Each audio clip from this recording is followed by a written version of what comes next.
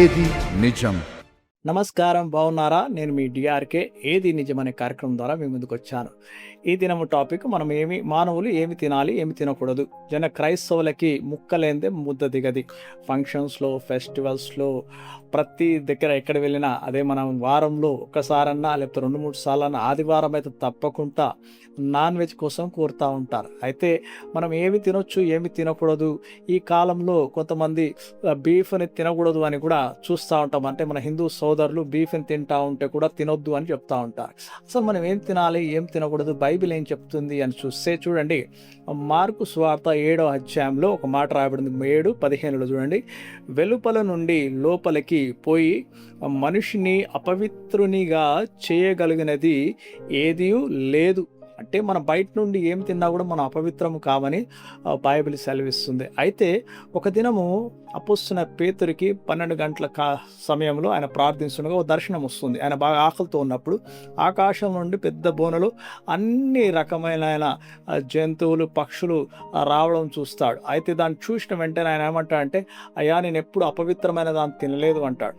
అయితే నేను ఎప్పుడు పవిత్రమైన దాన్ని తింటాడు అని అంటాడు. అయితే ఆయన దేని విషయంలో అపవిత్రం అంటున్నాడు అంటే, మన పాత గ్రంథంలో చూసినట్లయితే లేవీల కాండములో ఒకవేళ మనం చూసిన 11వ అధ్యాయం 7 నుండి 13 చూస్తే కొన్ని వాటిని, అంటే ప్రత్యేకంగా పందిని, ఆ విధంగా కొన్ని బర్డ్స్ని, వైల్డ్ బర్డ్స్ని తినకూడదు, కొన్ని విషయాలు, కొన్ని జంతువులను తినకూడదు అని రాయబడింది. అలానే మనము రక్తం కూడా లేవీల కాండము 17వ అధ్యాయం 10 నుండి 12లో రక్తం కూడా మనం తినకూడదు అని రాయబడింది. అందుకొరకే నేను అపవిత్రమైనది ఇప్పటివరకు తినలేదు దేవా అని అంటాడు. అయితే అపొస్తలుల కార్యంలో అదే కింద భాగంలో ఏమన్నా రాయబడిందంటే 10:15లో దేవుడు పవిత్రము చేసిన వాటిని నీవు నిషేధమైన వాటిగా ఎంచవద్దు అని చెప్తున్నాడు. అంటే దేవుడు పవిత్రపరిచాడు అని చెప్తున్నాడు. అయితే మానవులు అన్ని తినవచ్చా అని అంటే కాదు. కానీ అయితే మానవులు అలా ఏం తింటారు? జనరల్గా మానవులు అనేవారు, ఈ లోకంలో ఉన్న మానవులు ఏం తింటారు అంటే చూడండి, ఫ్రూట్స్ తింటారు, అలానే వెజిటేబుల్స్ తింటారు, గ్రెయిన్స్ అంటే వీట్, రైస్ తింటారు, అలానే గ్రెయిన్స్ ఏమన్నా తింటారు. చూస్తే డైరీ ప్రోడక్ట్స్ తింటారు, మీట్ తింటారు, ఫిష్, సీ ఫుడ్ చూస్తూ ఉంటే ఎగ్స్ తింటారు, ఈడబుల్ హబ్స్ తింటారు, అంటే తినగలిగిన హబ్స్ తింటారు, అలానే నట్స్ తింటారు, సీడ్స్ తింటారు, మనము ఏవైతే స్పైసెస్ అంటాం అవి తింటాం. అయితే ఏవి తినరు జనరల్గా అంటే, అసలు దాన్ని అవాయిడ్ చేస్తారంటే పాయిజనస్, అంటే దాంట్లో విషం ఉన్నది అంటే దాన్ని తినరు. అలానే టాక్సిక్ ఫుడ్ కూడా తినరు, టాక్సిక్ వెజిటేబుల్స్ తినరు, ప్లాంట్స్ తినరు, రోటన్ అంటే అది ఖరాబ్ అయిపోయింది అనుకోండి, స్పాయిల్డ్ ఫుడ్ కూడా తినరు, రా మీట్ కూడా తినరు. అలా కొన్ని జంతువులలో కొన్ని ఆర్గాన్స్ని తినరు. అయితే మానవులు తిననివి అది ఎవరు తినకుండా, ఎందుకంటే తింటే ఆరోగ్యానికి మంచిది కాదు కాబట్టి అది తినరని జ్ఞాపకం చేసుకోండి. సర్వసాధారణంగా ఈ మానవులకి, అంటే మనుషులమైన మనకి ఈ యొక్క ఆహార శైలి ఎలా వస్తుంది అంటే కొన్ని కారణాలు ఉంటాయి. మొదటిది ఏంటంటే జియోగ్రఫీ అండ్ క్లైమేట్, అంటే మన వాతావరణము, అలానే మీరు ఎక్కడైతే జీవిస్తున్నారో ఆ ప్రాంతాన్ని బట్టి. సింపుల్గా చెప్పాలి అంటే సౌత్ ఇండియన్స్, మనం ఇక్కడ సౌత్ ఇండియాలో ఎక్కువ మటుకు రైస్ తింటాం. అదే నార్త్ ఇండియన్స్ ఏం తింటారు? రొట్టెలు, వీటి తింటారు.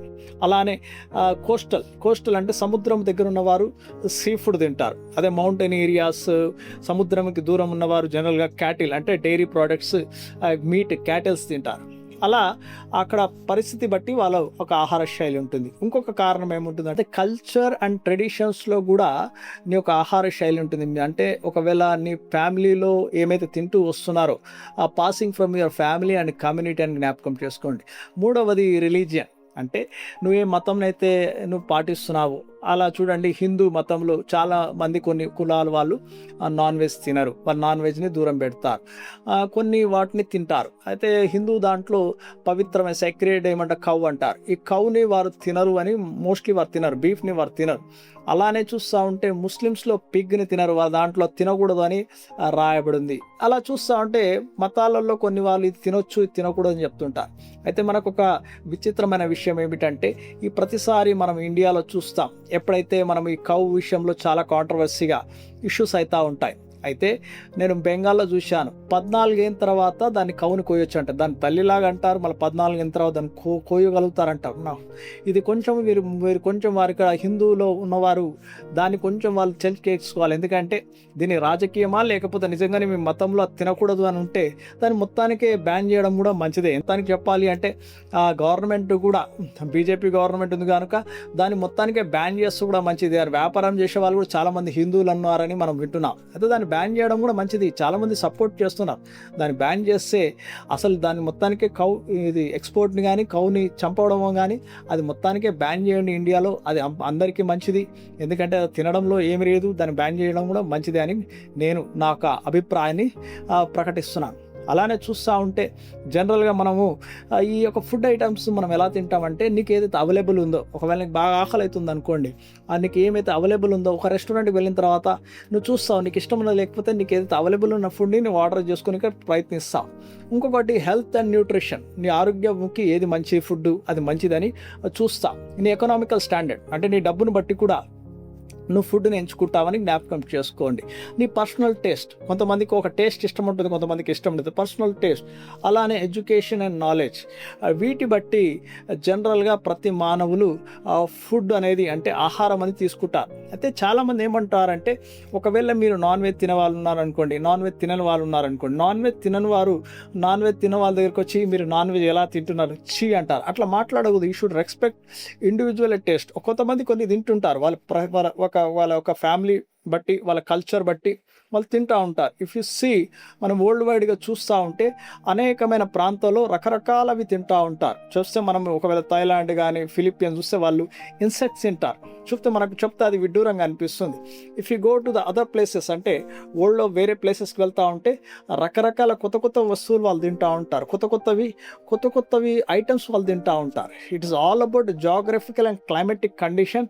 వారి యొక్క కుటుంబంలో వచ్చే ఆ ఫ్యామిలీ హెరిడిటీగా వచ్చే ఆ ఫుడ్ని తింటూ ఉంటారు. అందుకొరకే ఒకటే జ్ఞాపకం, నువ్వు ఏ ఆహారం తిన్నను నీకు ఆరోగ్యానికి మంచిదా, అది నీకు బలమునిస్తుందా, ప్రోటీన్ ఇస్తుందా, హెల్తీగా ఉంటున్నావా, నీ బాడీ బాగుంటుందా అని చూసుకోవాలి. అంతేకాని ఇది తినొచ్చు ఇది తినకూడదు అని ఏమి లేదు. కాకపోతే if you can digest anything which is good for your health, అంటే ఒకవేళ నీ ఆరోగ్యానికి మంచిదంటే యూ కెన్ ఈట్ ఇట్, అది తప్పకుండా తినండి.